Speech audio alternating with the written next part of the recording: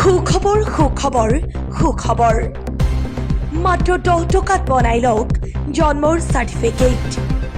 আপোনাৰ হাতত থকা মোবাইলৰ জৰিয়তে বনাই লওক কেনেকৈ বনাব সবিশেষ জনাইছো সেয়ে এতিয়াই ভিডিঅ'টো শ্বেয়াৰ কৰক আপোনাৰ বয়স বেছি হৈছে এতিয়ালৈকে জন্মৰ চাৰ্টিফিকেট বনোৱা নাই তেন্তে আৰু চিন্তা নকৰিব অতি সহজে বনাব পাৰিব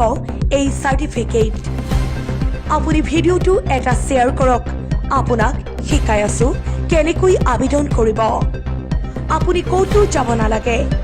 ঘৰতে বহি আবেদন কৰক এইকেইটা নিয়ম অৱলম্বন কৰি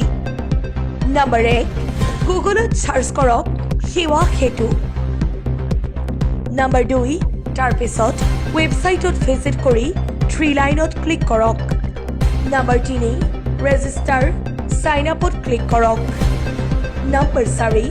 তাৰ পিছত সিটিজেন অপশনত ক্লিক কৰক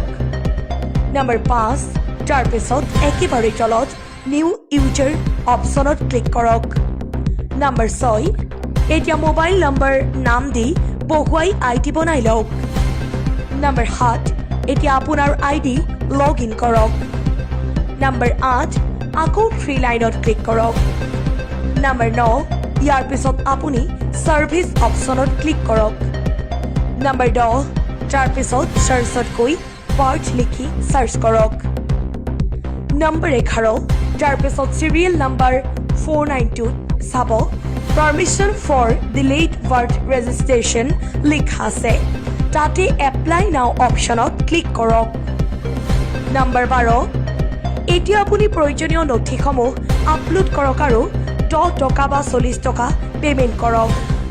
শেষত এখন একনলেজমেন্ট ৰিসিপ্ট ওলাই আহিব আপুনি সেভ কৰি ৰাখি দিয়ক পাৰমিশন কপি হোৱাৰ পিছত সেইখন লৈ আপোনাৰ ওচৰত থকা হস্পিটেলত গৈ আপুনি বাৰ্থ চাৰ্টিফিকেটখন লৈ আহক এনেদৰে অতি সহজেই আবেদন কৰক ধন্যবাদ নিউজ টেক্স ৰিপৰ্ট ট্ৰিক্স বাই মমেৰ